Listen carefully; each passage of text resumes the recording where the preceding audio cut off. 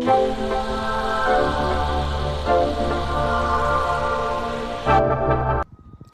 my beautiful people, and welcome back to my channel. Tembi Costa-Susini here with another piece of my or our engagement story. And the first story, which is now infamous, thank you so much for that. The first story was all about the magic and surprises that can happen, okay, when you least expect it. So your comments sparked my memory about some other nuances in the story that I think you'll get some inspiration from. So, going back, if you recall that infamous day on the terrace where I declared myself forever single, honestly, the math just wasn't mathing, the numbers weren't adding up. And I honestly thought after getting married that I was an outlier. But I'm seeing from my comments that that's not necessarily the case. So it's beautiful to see that there's just this entire population that I was not aware of. So going back to that time, remember, the connaissance was a colleague. She was just somebody I knew. And then there was my good friend. My good friend's the one who mentioned that I was getting married, and the connaissance was the one that's like, is he older? Because I was not supposed to be getting married, okay? In her mind, it was supposed to be her. So that summer, our official wedding date was set for August 3rd, 2023. That is our official first anniversary. Well, anniversary. Now, my good friend, her birthday is in early July. So that year, early July, she has another good friend who is an artist. Okay, and he's got this beautiful, generous spirit. Now, I know what you're thinking. He's not an artist as in, because anybody can call themselves an artist, but he's a successful artist, okay? So he offered to host her birthday party, and she's all about her birthday. Loves her birthday. For me, my birthday is just another day or whatever, but I've learned through her to really celebrate yourself. So he offered to host. Now, the connaissance at one point, once she discovered that he's not just an artist, he's a successful artist and he's got this generous spirit, the connaissance made a play for him. Now remember, the only reason the connaissance knows any of these people is because of me. But I've never been one to gatekeep or whatever. I've always believed in sharing resources, but I started to understand why people gatekeep. So she made a play for him. After about 2 interactions, he said, nope, not for me. Moved on. So when he offered to host her birthday, now the artist has a home in, let's just say, overlooking the port of Toulon. And he has this beautiful outdoor patio deck, rooftop deck, wonderful views. So, of course, beautiful place to host a party. And it was when he invited her, the connaissance, to his space. He literally said, she looked and said, oh, this is your home? This is your house? He said, yes, this is my house. He said her eyes just lit up. And he knew, like, okay, gold digger. Giving gold digger vibes. So now we're talking about my good friend's birthday party.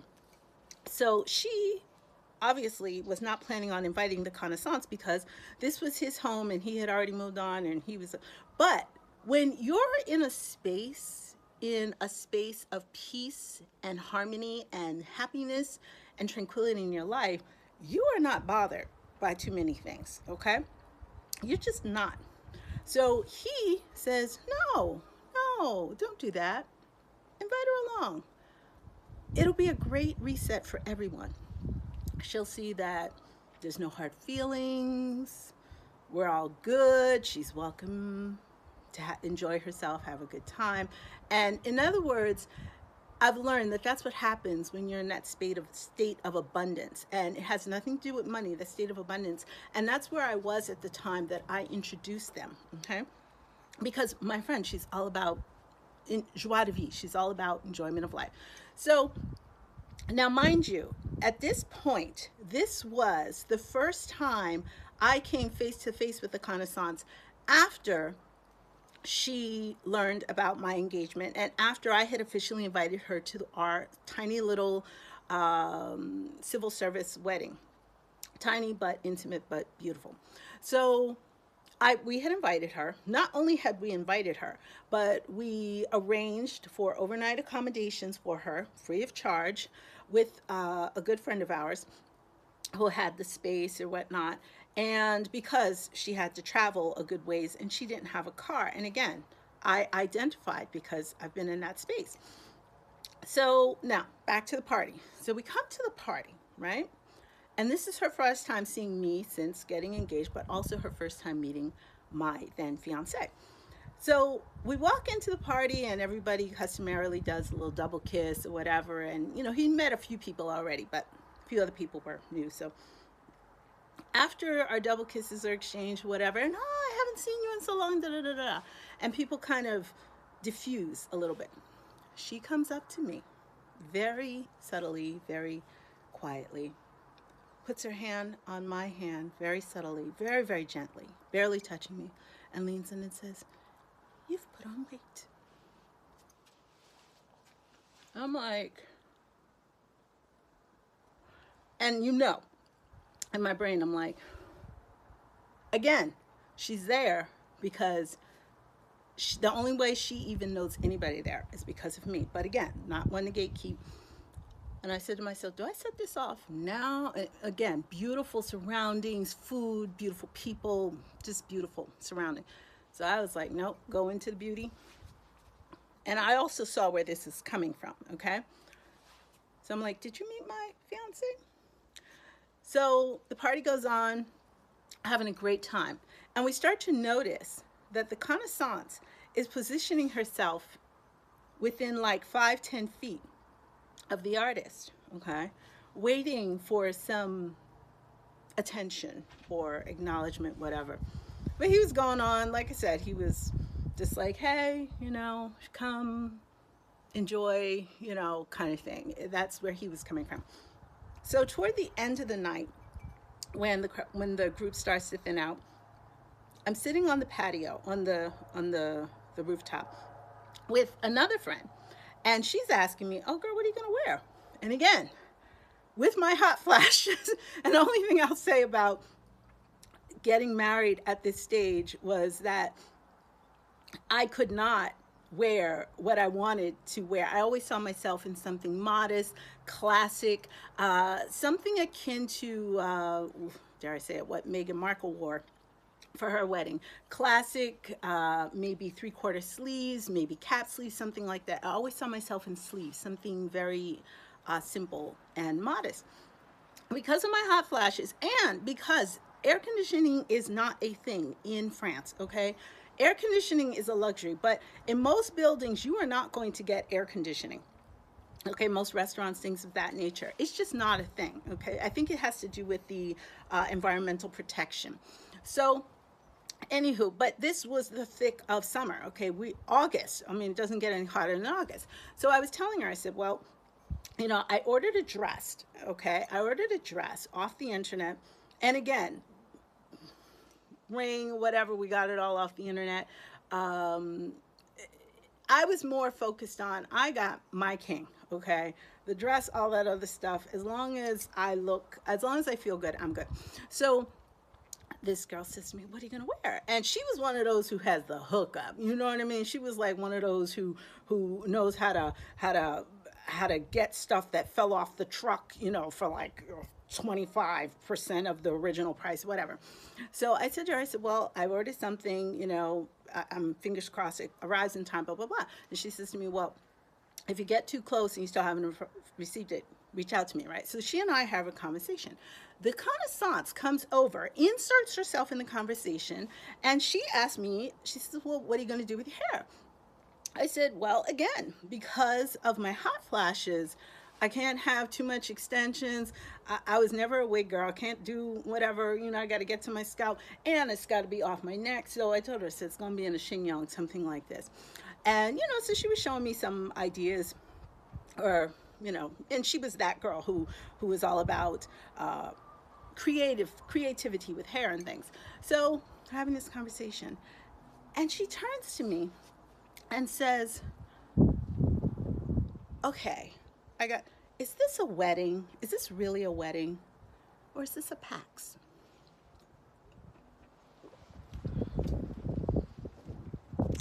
Okay, for context, a PAX in Europe is akin to a common law marriage. Actually, it's even more basic. A PAX is really just a piece of paper that someone fills out and puts their boyfriend, girlfriend, whatever, petite amie on it to make sure that they can get access to their health care or other civil service programs that the other person may not have access to. It's basically a civil document. And again, just like with the oh, you've put on weight. I'm sitting here, nobody else around, okay? And that's another tactic that I've learned that they do. You know what I mean by they. So I'm sitting there, and I'm like, who does? First of all, who does that? And I said, and who asks a question like that? So, and again, that was another tactic I've learned, is that's how they throw you. So I said to her, I'm inviting people. I invited you to my wedding. We arranged for overnight accommodations. And you think that this is a document? Which, I mean, hello, we all know that a marriage technically boils down to a contract. But I said, who does that? And she goes, well, people do that. And I'm like, that doesn't even make any sense. But whatever. Again, I was like, enough of this. We're here for her, my good friend. I was like, we're here for her. And then she says to me, oh, well, do you think you're going to be able to drop the weight in time for the wedding?